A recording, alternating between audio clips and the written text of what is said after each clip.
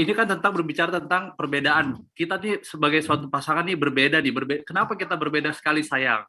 Nah, yang ingin saya tanya tuh, gimana tips kalau Bu Aisyah bisa memberikan tips 1, 2, 3 tips yang di sesi yang sangat singkat ini, apa yang bisa kita lakukan sebagai pasangan di sisi masing-masing untuk meminimalisir atau untuk menjembatani perbedaan yang sangat besar itu antara suami istri sehingga kita bisa berlayar bersama selamat sampai dunia akhirat. Terima kasih Bu Aisyah. Assalamualaikum. Siapa nama panggilan Pak? Sakti Tanripada. Wih, Deng Sakti. Assalamualaikum warahmatullahi wabarakatuh. Assalamualaikum warahmatullahi wabarakatuh. Oh Gigi.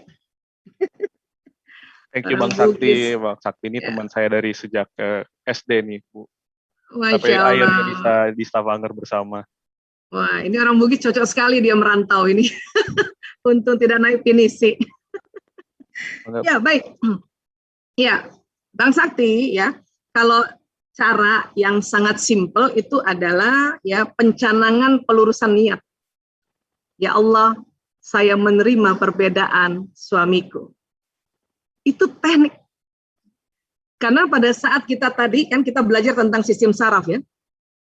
Apa yang kita lafazkan jalan di badan dan jalan di otak, maka disitulah nanti tingkat ya akseptabilitas seseorang menerima perbedaan.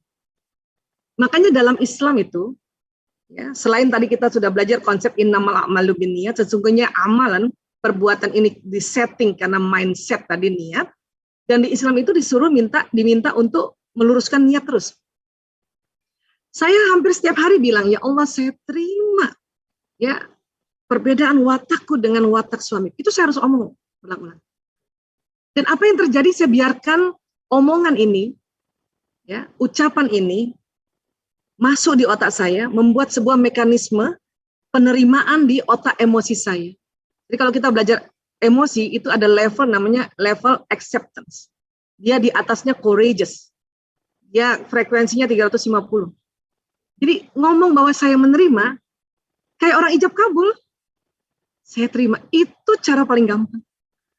Apa yang terjadi nanti ya ada namanya ilmu yang disebut laduni. Allah ajarkan kita tanpa ikut seminar, tanpa baca buku. Itu diberikan petunjuk, oh ini loh, gara-gara beda begini, makanya dia backup kamu.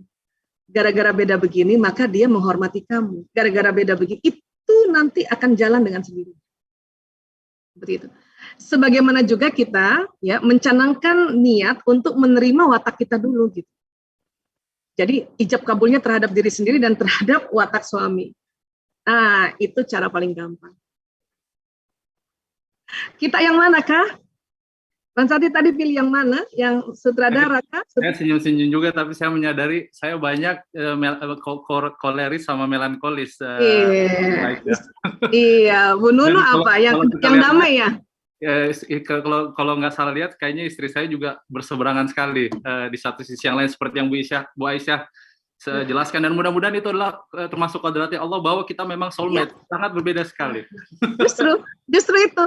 Ya, sudahlah koleris melankolis, Ogi pula, awe, Bugis pula, ya, iya, Mas Bang Sakti, punten maaf ya, ini andai-andai saja. Seandainya tidak dengan Bu Nunu, akan dapat perempuan yang begitu juga wataknya.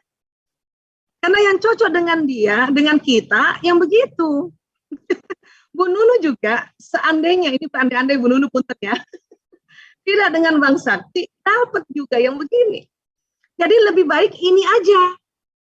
Sayang diganti. Ini saja kita pelajari.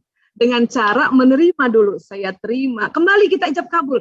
Saya terima suamiku dengan ya watak koleris melankolis dengan segala kekuatan dan kelemahannya. Itulah mantapnya ijab kabul. Dan ijab kabul perlu diulang-ulang ternyata. Wabil khusus kalau di anniversary. Nah,